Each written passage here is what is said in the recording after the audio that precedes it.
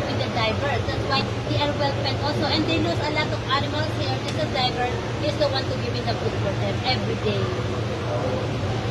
Now, as you can see, that one, those of fish, as you can see now, it's a tribalis. Yeah. Oh.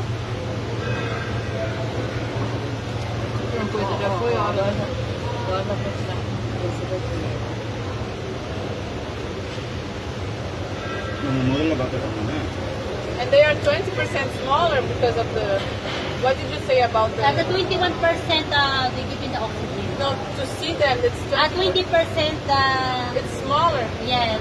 Than real. Exactly you will see the animal. Because maybe you're thinking like I forget what they call this. Era of parallax. Huh? Era of parallax. Para same like that. Todos eles atrás. I forget what I said. Olha que coisa mais I linda. forget. At least the 20%, you will see exactly to the normal size. A gente vê eles 20% menor do que eles são. Ah, é?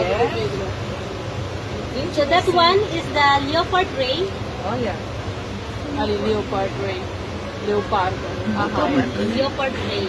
É linda, hein? E esse aqui, que linda, gente.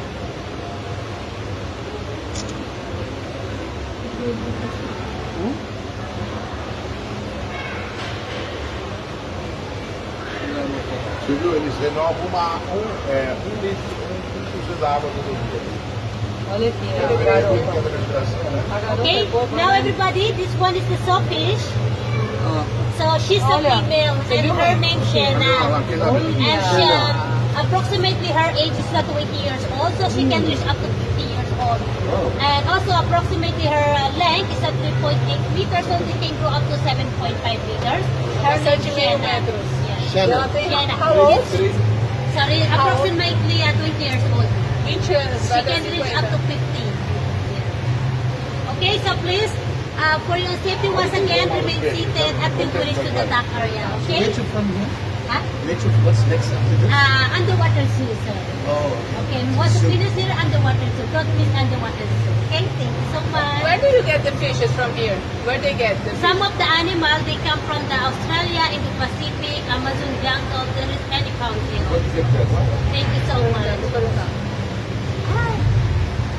Mas você viu, ela pega da Austrália, fica